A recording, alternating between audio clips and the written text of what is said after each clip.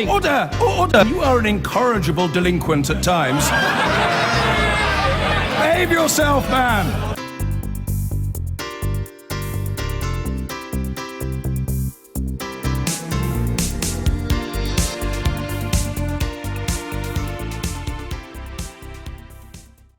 Rebel fighters in Syria are urging the United States to do more to stop Russian bombing raids around Aleppo as government forces push insurgents further into retreat.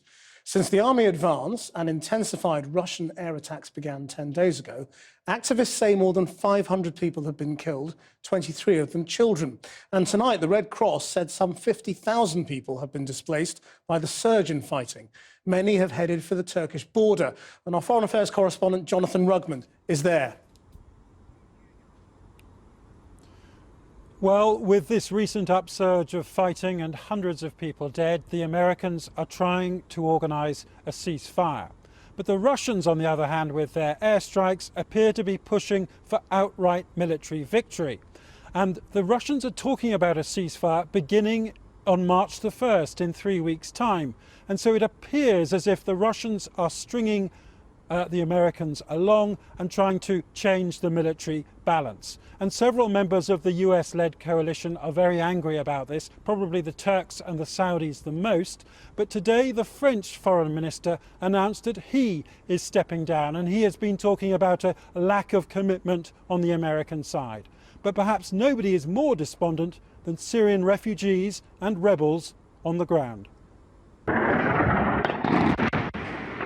Russian airstrikes like these in the town of Tel Rifat yesterday have sent rebels fighting President Assad to new levels of despair. And thousands of Syrian refugees heading to camps near the Turkish border. A Turkish relief agency handed out these pictures, clearly intended to show the Turks are coping for now. The message: why let more Syrians into Turkey when this bakery can deliver 100,000 pieces of bread each day? With both Syrian refugees and rebels streaming towards this border, it seems the Russians are fighting a more ferocious proxy war than the Americans and their allies. The Russians apparently more determined to save President Assad than the Americans are the rebels, who've been trying to depose him for the last 5 years. Showing me a map of Aleppo under siege is Zakaria Malahifi, political chief of one of the largest Syrian rebel groups, armed and funded by the CIA. But he says the Americans have deprived his men of anti-aircraft missiles to defend themselves.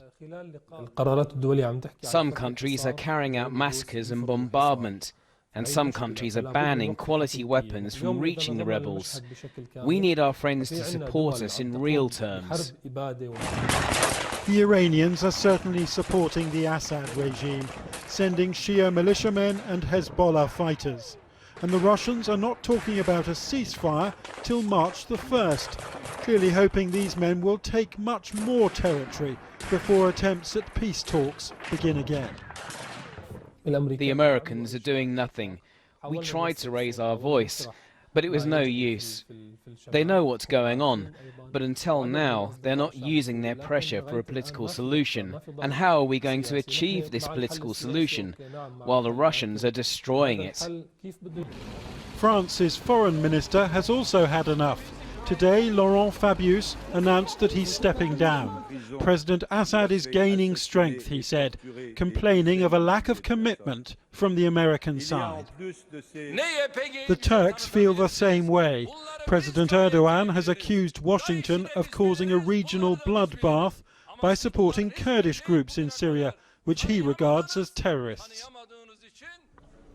With injured Syrians now filling Turkish hospitals, the Turks may be tempted to intervene themselves, to defend both civilians and rebels and push back the Kurds. So unless the Americans can broker a ceasefire, Syria's free-for-all could grow even more complicated still. Well, Jonathan, people are also still trapped in places like Madaya, where over the last few weeks we had been talking about people starving. What is the latest in those places? Well, there was an aid convoy which reached Madaya last month, and dozens of people had reportedly starved to death until that aid convoy arrived. The problem is, Krish, that we're receiving reports that the aid which was delivered by that convoy is beginning to run out. And we've received pictures of children going hungry once again. What's more, the Syrian State News Agency reported last night that a convoy which was trying to relieve Madaya, was trying to take injured people or starving people out, was attacked by rebels. Now, of course, many areas across Syria are under siege, and the latest may turn out to be Aleppo if these Russian airstrikes and Syrian government advances continue. Jonathan Rowan.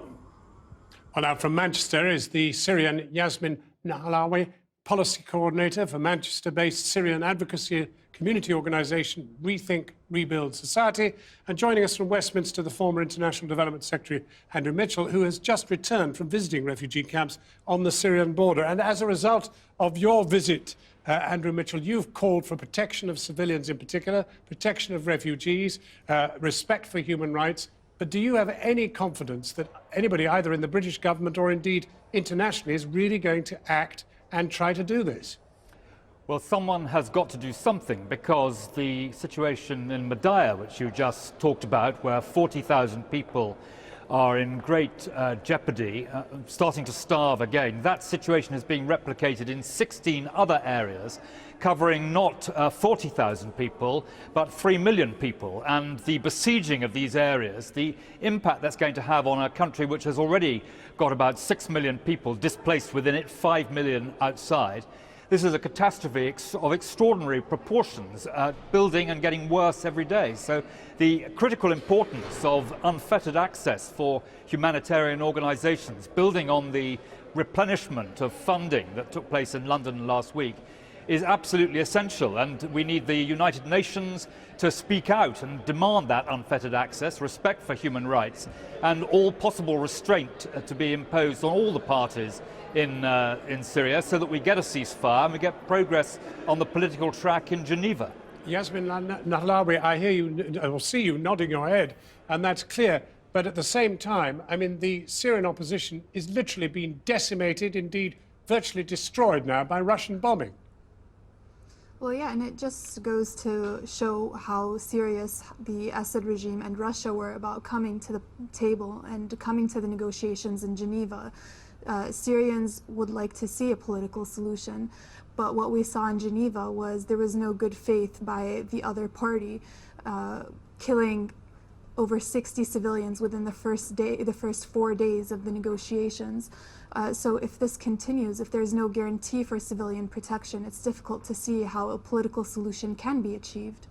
Well, Andrew Mitchell, today, Laurent Fabius, as we noted, the Foreign Minister of France has resigned in exasperation.